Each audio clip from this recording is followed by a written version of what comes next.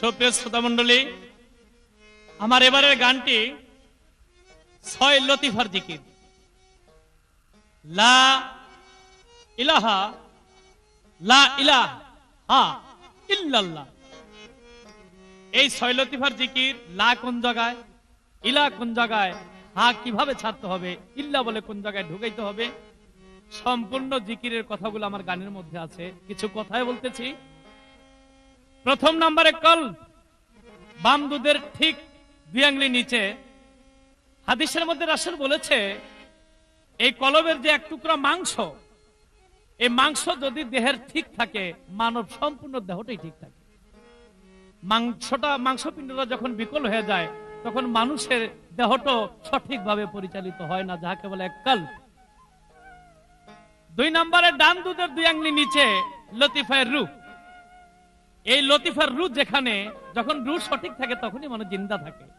রূহ যখন চলে যায় তখনই মানুষ পৃথিবী ছেড়ে তার আত্মাও চলে যায়।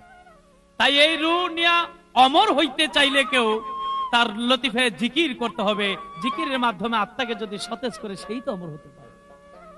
3 নম্বরে লতিফায়ে শের।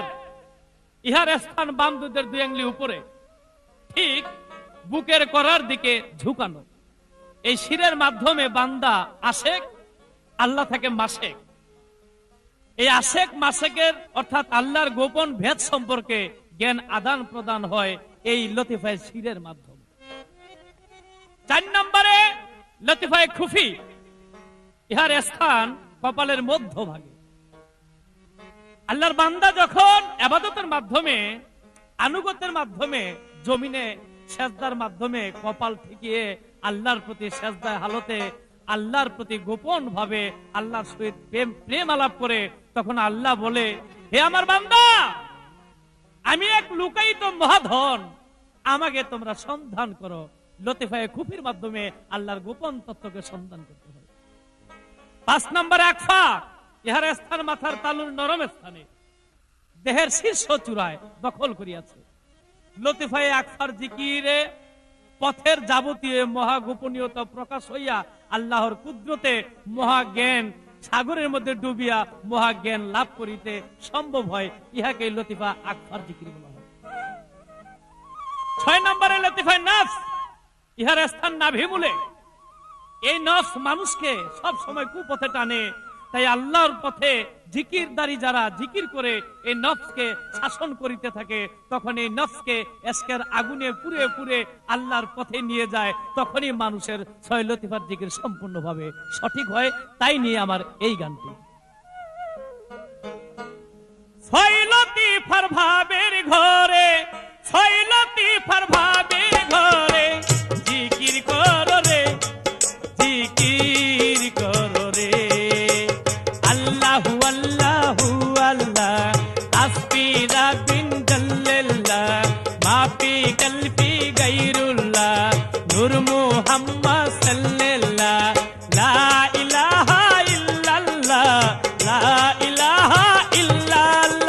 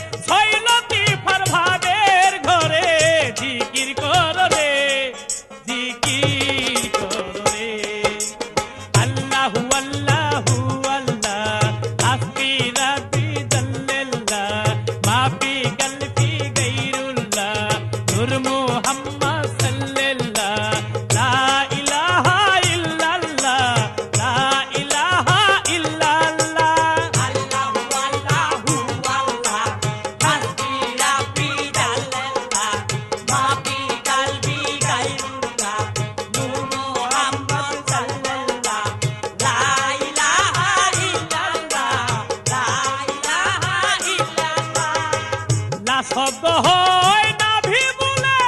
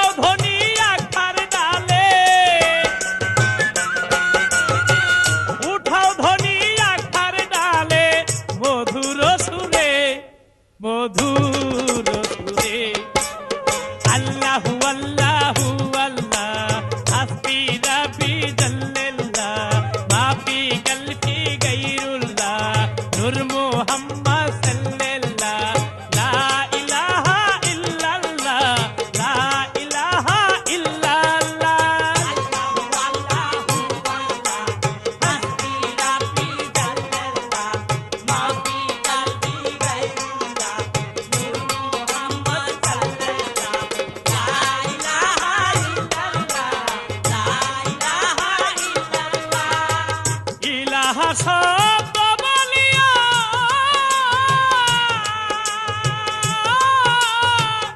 সামনে দাও বাহির করিয়া ইলাহা